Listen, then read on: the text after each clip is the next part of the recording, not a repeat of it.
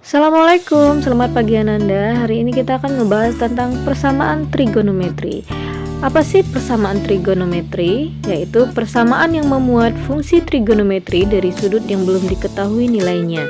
Nah, ini bentuk persamaannya, mau dalam satuan derajat ataupun dalam satuan radian, sama saja ya.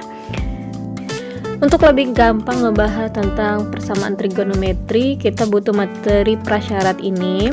Ini tentang sudut-sudut yang berada di 4 kuadran dan sudut istimewa yang udah kita bahas di awal pertemuan ya. Nanti linknya lihat aja di deskripsi.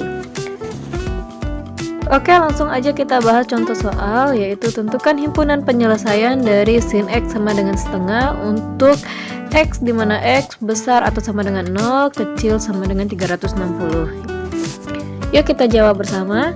Nah, di sini katanya persamaannya sin X sama dengan setengah, positif setengah ya. Pertama yang kita ketahui bahwa sin yang bernilai setengah adalah di sudut 30 derajat. Dan kemudian yang kedua, faktanya pada 4 kuadran, sin yang bernilai positif yaitu hanya di kuadran 1 dan di kuadran kedua. Jadi udah bisa diketahui ya bahwa sin X yang bernilai setengah yaitu sin 30 di kuadran pertama, dan di kuadran kedua berarti 180 dikurang 30 sama dengan 150. Nah, itu dia HP-nya.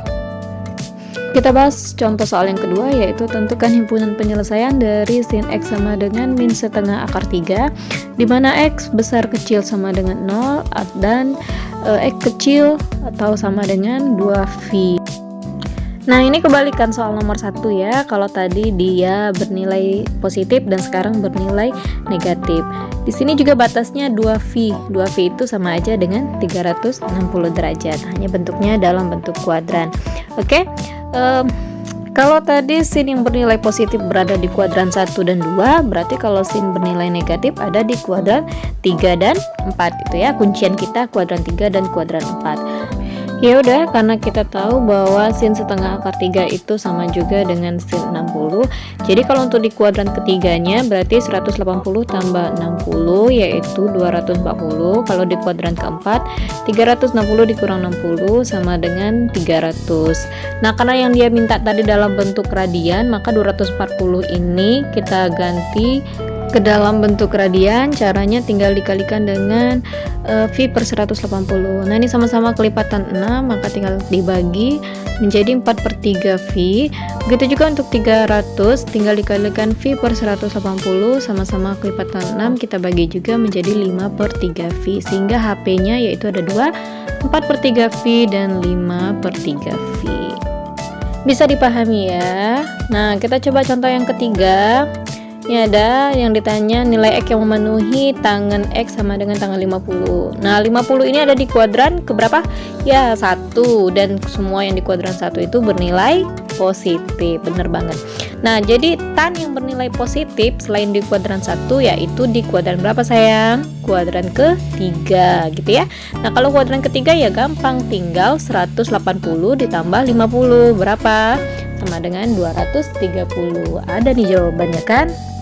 Lanjut ke soal yang keempat. Nah, di sini yang diminta tentukan nilai X yang memenuhi dari cos X sama dengan setengah akar 2.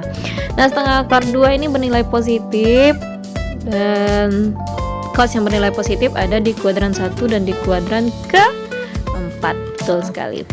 Oke, kalau di kuadran 1, setengah akar 2 itu sama juga dengan cos 45. Maka kalau untuk di kuadran keempat, iya benar ya, tinggal 360 dikurang 45 berapa? 315. Berarti nilai X yang memenuhi yaitu 45 dan 315. Ada ya jawabannya. Gampang kan? Nggak pakai rumus. Oke, kita lanjut ke contoh soal yang kelima. Di sini ditanya adalah jika sin X sama dengan min sin 37, maka X yang memenuhi dalam rentang 0 sampai 360 adalah. Nah, di sini katanya sinnya bernilai negatif. Kalian tahu bahwa sin yang bernilai negatif itu ada di kuadran ke-3 dan kuadran ke-4. Jadi gampang saja, kalau di kuadran ketiga berarti 180 tambah 37 berapa tuh?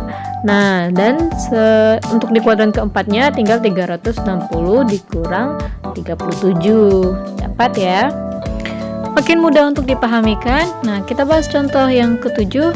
Jika cos X sama dengan 0,3420, nilai X yang memenuhi adalah, kita butuh kalkulator karena ini bukan lagi sudut istimewa. Yang pertama kali kita munculkan dulu kalkulatornya. Kita pilih 2 inde, kemudian kita pilih cos min 1. Nah, muncul arcos di sini. Tinggal kita ketikkan 0,3420. Gitu ya. Nanti akan muncul situ sudutnya yaitu 70 derajat. Jadi nilai X yang memenuhi yaitu 70. Nah, di kuadran berapa selanjutnya? Cos X karena di sini bernilai positif, maka kuadran selanjutnya yaitu kuadran keempat. Ya, benar ya. Jadi tinggal 360 dikurang 70 tadi kan ya? Sama dengan 290. Udah ada jawabannya. Oke, sekian dulu untuk hari ini. Nah, ini ada latihannya. Silahkan kalian kerjakan untuk mengetahui wawasan kalian. Akhir kata, assalamualaikum warahmatullahi wabarakatuh.